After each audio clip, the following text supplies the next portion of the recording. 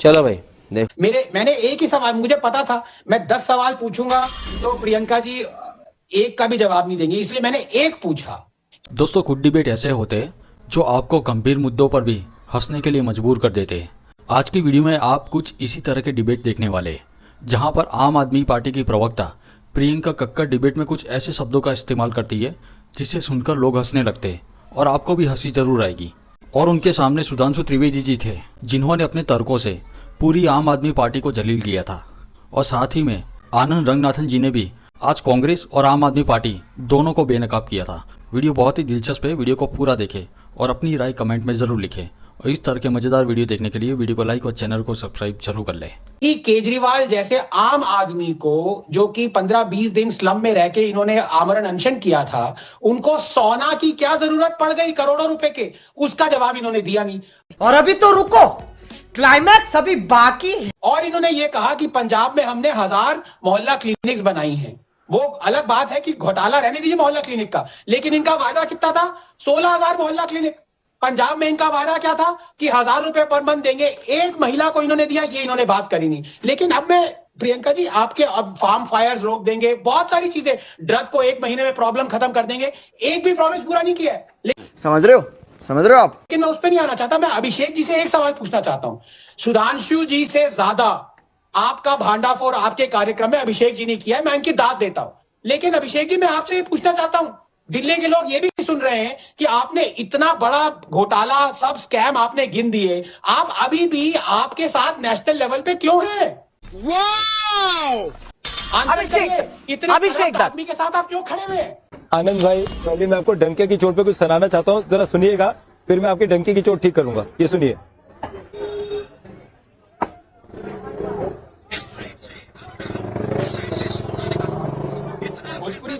भोजपुरी गाना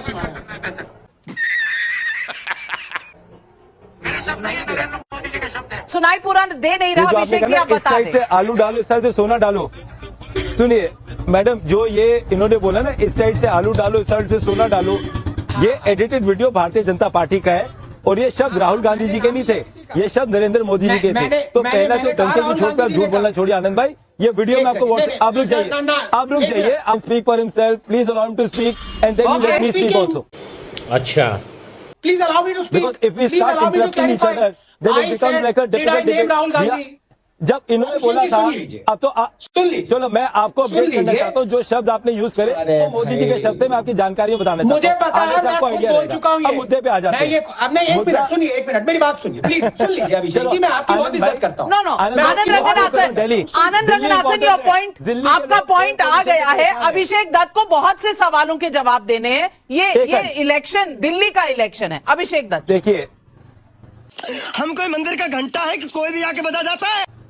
आप केजरीवाल के साथ देखिए, सबसे पहले मैं दिल्ली की बात करूं। दिल्ली में 2 लोग सरकार चलाते हैं, एक केंद्र सरकार चलाता है एलजी के माध्यम से और एक दिल्ली सरकार चलाती है मुख्यमंत्री के माध्यम से। अब दिल्ली की विडंबना देखिए, दिल्ली में 7 एमपी चुन के आते हैं, भारतीय जनता पार्टी 6 की टिकट काट देती है। इसलिए काटती है, हाँ वो इस आवाज आ रही है मेरी आपको? बिल्कुल आ रही है। हेलो, बिल्कुल आ रही है। आवाज ही नहीं आ रही है। हाँ, वो टिकट इसलिए काट देती है कि वो 6 सांसदों ने काम नहीं करा। आज जितनी गलती दिल्ली में केंद्र सरकार की है, उतनी गलती आम आदमी पार्टी की है। क्या पिक एंड चूज पॉलिटिक्स नहीं कर सकते ना? आज दिल्ली के अंदर लोग एयर पोल्यूशन से परेशान है, मुख्यमंत्री प्रधानमंत्री जी को देखते हैं, प्रधानमंत्री जी मुख्यमंत्री को देते हैं, गंदी सांस हम सब लेते हैं। आज दिल्ली के अंदर प्रियंका जी ने कहा कि इन्होंने हॉस्पिटल के बेड्स बना दिए। जब कोविड के समय मनीष सिसोदिया जी, गोपाल राय जी और अरविंद केजरीवाल जी की तबीयत खराब हुई, वो बात तो सही है। वो तो पहुंचे मैक्स हॉस्पिटल में। अगर दिल्ली के अस्पताल अच्छे थे तो वो दिल्ली के अस्पतालों में क्यों नहीं भर्ती हुए? आखिरी सवाल मैं इनको करना चाहता हूं, दिल्ली की बसेस की बात कर रही है। जब शीला जी दिल्ली की मुख्यमंत्री थी, मैं आपको बताना चाहता हूं, उस समय दिल्ली की आबादी 1 करोड़ 40 लाख के आसपास थी। उस समय दिल्ली में 6800 बसें थी। आज दिल्ली की आबादी 3 करोड़ 30 लाख है और मात्र 5 से 6 हजार लोगों बसेस में पूरी दिल्ली की महिलाएं सफर कर रही है। 40 से 45 मिनट एक महिला को बस स्टॉप पे वेट करना पड़ता है।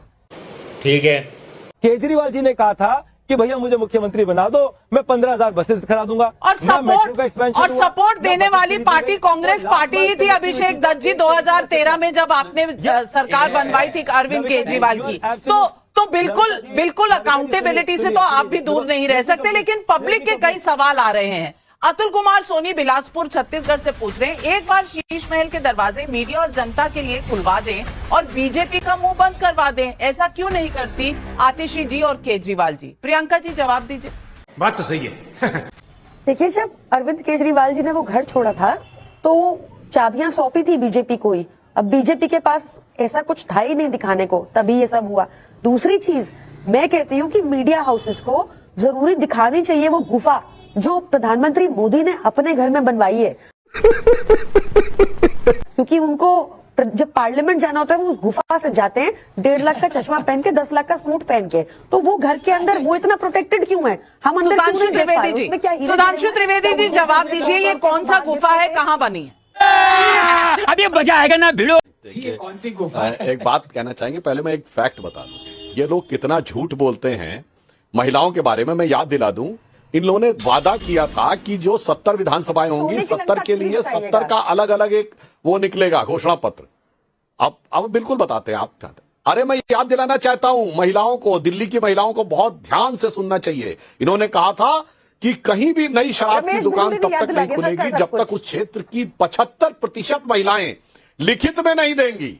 बात तो सही है। और मैं चुनौती से पूछता हूं, एक जगह दिखाइए, कितनी जगह? अरे आज की महिलाएं कह रही होंगी, भाई तू पैसा देने की बजाय दारू की दुकानें बंद करवा दे।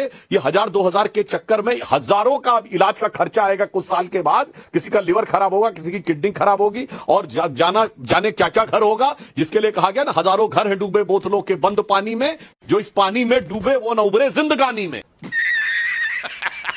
मगर अफसोस कि पूरी दिल्ली में दारू का दरिया बहाकर लोगों को बेवकूफ बनाने की बात कर रहे हैं। और दूसरी बात कहना चाहता हूं, प्रधानमंत्री जी की गुफा, ये क्या आपको समझ में आता है भाई? मैं बताना चाहता हूं, अंडरग्राउंड। आपको पता दुनिया का सबसे शक्तिशाली देश कौन है? अमेरिका। कभी आप वहां गई है?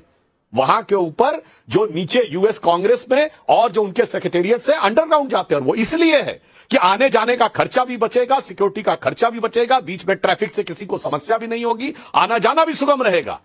समझ रहे हो आप? और ये दुनिया के सब बड़े देशों में है। मगर अफसोस क्या बताएं, जो सबसे पढ़ा लिखा नेता होने का दावा करता है उसी को नहीं पता। इसीलिए प्रियंका जी अभी अनाप शनय लगते थे, अब मुझे इस रूप से वोट मिलेगा। 2019 का चुनाव आते आते राहुल गांधी जी ने अपना विचार बदला, जनेऊधारी हिंदू हो गए, पुष्कर में आकर अपनी जाति और गोत्र बताने लगे। आम आदमी पार्टी ने अपना स्टाइल बदला, इन्होंने मफलर छोड़ा, टोपी छोड़ी। अब आइए 2024 का चुनाव आते आते आम आदमी पार्टी एकदम पलट गई। इनका तो पलटाव दिखाई पड़ता है, कांग्रेस भी बिल्कुल पलट गई।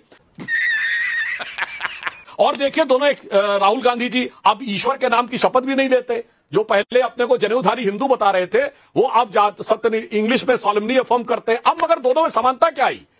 वही कांग्रेस पार्टी जो किसी जमाने में सिर्फ पीएम का चेहरा आगे रखती थी और पीछे से सुपर पीएम चलाता था, आज इनके ऊपर संगति का ऐसा दोष आया है कि सीएम का चेहरा आगे है और पीछे से सुपर सीएम चलाता है। बात तो सही है। मुझे लगता है राजनीति में आम आदमी पार्टी को की पहली सत्ता कांग्रेस ने इनको सत्ता की पालकी ढोकर सत्ता की दहलीज पार कराई थी, और उसके बाद से कांग्रेस का ऐसा प्रभाव आया है कि जिस चीज के लिए कांग्रेस की आलोचना करते थे वही आज इनकी हमसाया हो गई। तो मुझे लगता है कि आप मान लो कांग्रेस आम आदमी पार्टी से कह रही है कि रफ्ता रफ्ता वो मेरी हस्ती का साया हो गए, तो पूरी हस्ती इनके ऊपर दिखाई पड़ी। लेकिन सुधांशु त्रिवेदी जी, रमेश भिदुड़ी के बयानों को आप क्या सही मानते हैं? क्या उनका टिकट विड्रॉ नहीं होना चाहिए जिस तरह के बयान उन्होंने दिए? देखिए, रमेश भिदुड़ी जी का बयान सर्वथा अनुचित है और ये बहुत दुर्भाग्यपूर्ण है, और इसके लिए उन्होंने खेद भी व्यक्त किया है। मैं बिल्कुल इस बात पे ईमानदारी से कहता हूं, पार्टी ने भी इस विषय के ऊपर किया और उन्होंने इसके लिए सीधे सीधे खेद व्यक्त किया है, माफी मांगी है। मजा आया। अच्छा।